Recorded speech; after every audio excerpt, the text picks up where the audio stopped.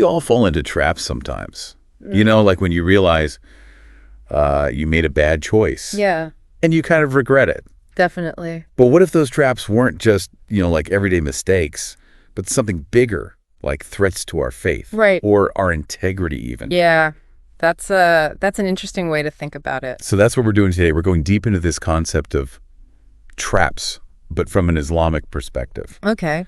And, exploring how they can be dangerous to like our spiritual well-being. I like that, yeah. Our spiritual well-being. So you're saying like in Islam, the idea of traps is more than just like physical pitfalls. Yeah. It's like any kind of challenge or any difficulty that tests our faith and can even lead us away from the right path. Exactly. And that's why I'm so fascinated by this, because it's not just about avoiding the obvious bad stuff. Yeah. It's also about recognizing those sneaky little temptations that can, kind of chip away at our morals. You got it. And that's why looking at some stories from the Quran can be so powerful. Like the stories of Qarun, Pharaoh, and the people of Prophet Lut. Oh, right. They teach us about fitna and how to protect ourselves from it. I'm already hooked. Good. So let's start with Qarun. This guy was seriously rich, right? Like the Quran really emphasizes how much wealth he had, overflowing treasuries and all that. Oh, yeah. It's hard to even imagine that kind of wealth, right? But his story is more of a warning about how material possessions can become a trap. So like, how did that happen? Like the Quran says that he got so caught up in his riches that he thought his success was all him. Yeah. He totally forgot about Allah's blessings. And that's the key. It wasn't the wealth itself that was bad. It was his attitude towards it. Yeah, it makes sense. The arrogance, the ungratefulness. And of course, that led to his downfall. It did. The Quran actually describes how Qarun, along with everything he owned, was swallowed by the earth. Wow. It's a reminder that no matter how much you have, it can disappear in an instant. It's a powerful image, and it makes you think, we might not have Qarun's wealth, but we all get tempted by material things. That's true for all of us. So how do we apply that lesson to our lives? I think a big takeaway is gratitude. Taking time to appreciate what we have. Like our health, our families, a place to live. The simple things. It helps us keep wealth in perspective. So Qarun messed up not because of the wealth, but because of his attachment to it and the arrogance it caused. Exactly. And that brings us to another point about fitna. It's not always some external force or temptation. Okay. It can be something that seems good at first. Oh, I see. For Qarun, his wealth could have been a good thing, but it became his downfall because of his inner state. That's really interesting. So fitna can be sneakier than we realize. Like it can be disguised as something we want. Yeah. It's a little scary when you think about it. It is. And speaking of power, the story of Pharaoh takes this idea even further. Oh, yeah. I mean, he had so much power. He was the ultimate example of unchecked power. And it totally corrupted him. It did. His story shows how the desire for power can be one of the strongest forms of fitna. Okay. He became so powerful that he thought he was a god. Yeah. And he rejected Prophet Musa and enslaved the children of Israel. And ultimately, that led to his destruction. It's like a classic story of pride before the fall.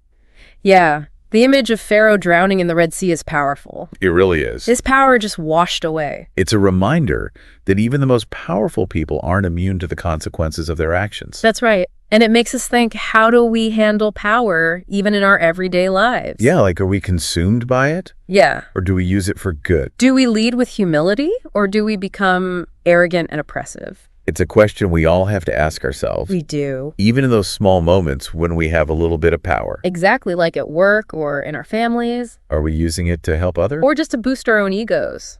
It's scary to think that even good things like wealth and power can be twisted into fitna. It can happen. So we need to be really careful and self-aware. So vigilance is key. Recognizing fitna is the first step to avoiding it. Absolutely. And now let's talk about a different kind of temptation. Okay. The story of Prophet Lut and his people. Yeah.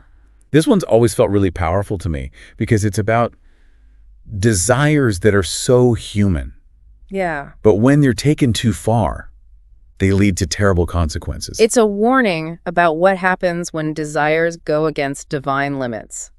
So the people of Prophet Lut, they did things that were forbidden. Yeah, and they refused to change. Even though Prophet Lut warned them. He did. And in the end, they faced a devastating punishment from Allah.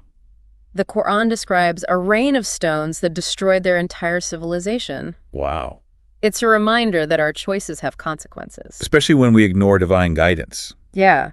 And when we give in to desires that lead us astray. But what's interesting is that the story doesn't condemn desire itself. Right. It's more about emphasizing how important it is to channel it in the right way. It's about understanding that our desires are natural, but they can become a kind of fitna if they make us cross moral and spiritual boundaries. So it's not about suppressing our desires completely, but more about aligning them with our values. And with our faith. And seeking guidance. That's right. Okay, so we've seen how fitna can show up in different ways through wealth, power, and forbidden desires. Yeah. And it seems like we've talked about some pretty big external temptations. Mm-hmm. But what about those traps that are hidden inside of us within our communities? Ah, yes. This brings us to the trap of hypocrisy, exemplified by the munafiqun in Medina. And they pretended to be Muslims. Yeah, but secretly they had bad intentions towards the early Muslim community. That's what's so scary about this kind of fitna. It's not something external, it comes from within. You're right. It's about the gap between what we say and what we do. Like between who we pretend to be and who we really are. Exactly. The munafiqun looked pious on the outside. Right.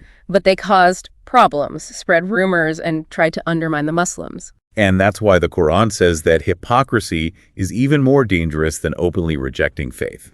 It's a serious matter. It is. Mm-hmm. But how can we even begin to guard against it? Especially when it can be so hard to detect. That's a great question, and one we'll discuss further as we explore ways to avoid these traps. Okay. But the first step is recognizing that this form of fitna exists. Even within a community of believers. Exactly. Yeah. We need to develop self-awareness, check our intentions, and make sure our actions match our beliefs. So it's about inner purification. It is. It requires honesty, vigilance, and a constant effort to be sincere. And recognizing that even within our communities, we need to be aware of this potential for hypocrisy. Absolutely. And that's where things get really interesting. Okay. How do we use this knowledge of fitna to navigate our lives today? Right. How do we stay strong in our faith and avoid falling into these traps, whether they come from outside or from within ourselves? Those are the questions we need to answer. So it feels like we're at this point now where we've identified these traps, right? These fitna that can really mess with our spiritual journey. Wealth, power, desire, hypocrisy. Right. But how do we actually avoid them? I mean, especially today when it feels like temptations are everywhere. You're right. It's tough. The world's full of distractions trying to pull us away from what's important. Yeah. But those stories we talked about, the wisdom in them, that gives us a guide. Okay, so we're not totally on our own. No. There are tools to help us. Yeah, like a spiritual toolkit. I like that. Spiritual toolkit. Okay, so what's in this toolkit? What's our first line of defense? Knowledge is key. Okay. And I don't just mean knowing facts, but really understanding the Quran and Sunnah. So it's about going deeper than just surface level. Exactly. It's about developing that strong inner compass that can guide our decisions, help us know right from wrong. Even in tough situations. Even then, remember Qarun, if he'd really understood the temporary nature of wealth and how important gratitude is, his story might have ended differently. So it's like knowledge is a shield protecting us from temptations. It is. And it's not just about protection. It's also about making good choices. Okay. Choices that benefit everyone, not just ourselves. So we can recognize those tricky situations that look good but are actually bad for us. Exactly. But let's be real, knowledge isn't always enough. Bro. We can know the right thing to do, but still struggle to do it. It happens all the time. So what else can we do? Humility is another powerful tool. Humility. It's not exactly a popular concept these days. I know, right? We're constantly told to promote ourselves, be ambitious, succeed at all costs. Yeah, it's all about me, me, me. But humility is so important for dealing with fitna. So it's about keeping our egos in check. Yeah, remembering we're not the center of the universe. Admitting we have limitations. Exactly. Yeah. Protects us from that arrogance that got both Qarun and Pharaoh in trouble. If they had been more humble, maybe their stories would have been different. It's possible. So humility keeps us grounded when it comes to power and wealth. It does. It helps us use those things responsibly, not let them control us. For the benefit of everyone. That's right. Humility helps us see things clearly, make good choices, and resist the urge to use others for our own gain. Okay, so knowledge guides us, humility grounds us, but what about desire? Ah, yes, desire. It can be so strong. It's a powerful force. But it's not about getting rid of desire completely. Okay. It's about understanding it, channeling it in the right way. So having a healthy relationship with our desires? Exactly. Knowing which ones lead to good things and which ones lead to bad things. Like the people of Prophet Lut. Their desires became their downfall. Right. They pursued desires that went against divine limits, and it led to their destruction. So how do we stop our desires from destroying us? It starts with knowing we have the power to choose. Okay. We can choose which desires we feed and which ones we resist. That's powerful. We can train ourselves to want what is good, what is pure, what brings us closer to Allah. Aligning our desires with our values and our faith. Exactly. It's tough, especially with all the messages we get about instant gratification and chasing pleasure. Yeah, it's everywhere you look. It is. But we're not alone in this fight. Our faith gives us guidance, shows us which desires are beneficial and which ones are harmful. And we have our community to support us. Yes. Our families, our fellow believers, they can help us stay on the right path. So it's about finding that balance. Yes. Honoring our human nature while staying true to our spiritual goals. You said it perfectly. Our desires are part of who we are, but they don't have to control us. We have the power to choose. That's right. Okay, so we've got knowledge, humility aligning our desires, but what about hypocrisy? Yes, the toughest one. It feels like the most challenging because it's not some outside temptation, it's a corruption from within. It's the sneakiest form of fitna. It pretends to be piety. It can fool even the most sincere people. So how do we even begin to fight something that's so hidden, even from ourselves? It's not easy, but just like we learn to recognize external fitna, we can learn to see hypocrisy within ourselves. So it's like looking into the darkest parts of our hearts. Exactly. Yeah. Confronting those shadows we'd rather ignore. But how do we do that? It seems so daunting. The first step is acknowledging that this kind of fitna exists, that even among believers, we're not immune to hypocrisy. So awareness is key, but what comes next? How do we turn that awareness into action? Self-reflection is crucial. We need to look at our intentions, our motives, why we do the things we do. Really dig deep. Yes. Are we doing things for Allah or for other people's approval?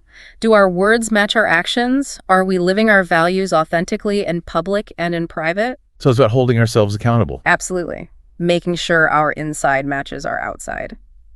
But this seems like a very personal struggle. Yeah, how do our communities, our families help us with this? That's a great question, and it highlights a key part of dealing with fitna. We don't have to do this alone. Okay. Our faith emphasizes community, supporting each other on this journey. So we create an environment where we can be honest with each other. Yes. Challenge each other, hold each other accountable, and encourage each other to be sincere. Surround ourselves with people who inspire us to be better. That's right. Don't underestimate the power of seeking guidance from those who have more experience, more knowledge. Like scholars, mentors, or even just friends who are further along on their spiritual path. Exactly. Don't be afraid to ask questions, get advice, learn from others who have faced similar challenges. So we can tap into this whole support system. We can.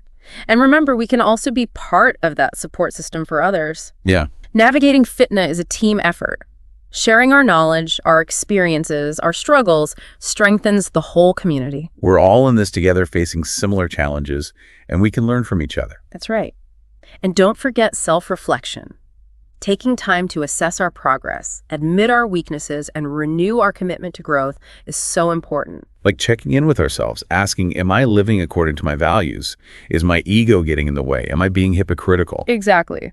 Be honest with yourself, recognize areas for improvement, and seek Allah's forgiveness and guidance. This is a journey, not a destination. There will be times we stumble and fall short. There will. But the important thing is to get back up, learn from it, and keep striving. It's about progress, not perfection. We're all works in progress, always growing and evolving. I love that. Yeah. So knowledge, humility, aligning our desires, self-reflection, and community support. Those are the tools we need. Like a powerful combination for tackling fitna. And how do we make it all practical? That's the key question. How do we turn these tools into daily habits? How do we integrate them into our lives so they're more than just ideas? Okay, so we've spent all this time talking about fitna, those tricky situations that can pull us away from what really matters. Right. And we've even talked about some really powerful tools to help us avoid those traps. Knowledge, humility, making sure our desires line up with our values, self-reflection, and asking for guidance. Yeah. But it all seems a bit theoretical, right? Like, how do we actually use all of this in our everyday lives? Yeah, you're right. It's easy to get lost in the ideas, but the real work comes when we put those tools into practice. So it's not enough to just know about these traps. We have to actually do something to avoid them. Exactly. But where do we even start? Life is already so busy. Right. Like, how do we add more to our plates? It's not really about adding more. It's more about integrating these principles into our daily routines. So like make them a part of who we are, not just another chore. Yeah, that's a good way to put it. So like little by little making changes. Exactly. Small, consistent changes that over time can really make a difference. So no need to completely change everything overnight. No, just focus on building good habits. The hone is that help us avoid those traps. You got it. And those habits don't have to be complicated. Okay. Even small acts done regularly can have a big impact. Okay. I like that small changes, big impact. Yeah. But can you give us some examples? What can we start doing today to actually use these tools? One simple thing is to start your day with intention. Okay. Before you get caught up in the day, take a moment to connect with your purpose. Remind ourselves of what's really important. Exactly. It could be through prayer, meditation, journaling, or just a quiet moment to reflect. Like setting the tone for the day. Yeah. Ask yourself, what kind of person do you want to be today? What choices will get you closer to your goals? How can you be kind to others? I like that. Like setting our compass for the day. And throughout the day, when you have to make decisions, think about those intentions. Oh, I see. Does this choice line up with your values? Will it help you grow, or will you regret it? So be more aware of our choices. Exactly. Don't just go through life on autopilot. Be present. Yeah. And this mindfulness can be applied to everything, how you interact with people, how you spend your time, even how you react to challenges. So like bringing those principles of knowledge, humility, and aligning our desires into everything we do. You got it. And remember how we talked about the importance of community? Yeah. Surround yourself with people who inspire you to be your best self. Find those mentors, those friends, those groups that lift you up. Exactly. And don't be shy about asking for guidance from people who have more experience. Okay. Ask questions, seek advice, learn from those who've been through similar struggles. We don't have to do this alone. That's right. There's a whole support system out there. And we can be part of that support system for others. Exactly. Navigating fitna is a team effort. When we share our knowledge, our experiences, our challenges, it makes the whole community stronger. We're all in this together. We are. And remember, self-reflection is key too. Okay. Take time to look at your progress, admit your weaknesses, and recommit to growing. Like checking in with ourselves. Exactly. Asking ourselves tough questions. Am I living by my values? Is my ego getting in the way? Am I being hypocritical? Being honest with ourselves. Yes. Recognizing where we can improve and seeking Allah's forgiveness and guidance. Remember, this is a journey, not a destination. It's about progress, not perfection. Beautifully said. We're all works in progress, always growing and changing. So as we wrap up this deep dive into fitna, I want to leave you with this thought. What traps might be present in your own life? Good question. Really think about it. Be honest with yourself. Awareness is the first step to change. And once we see those potential traps, we can start making choices that lead to a more meaningful life. A life with more purpose and fulfillment. To our listeners, thank you for joining us on this deep dive. Until next time. Stay curious, stay engaged, and keep striving for a life of purpose and excellence.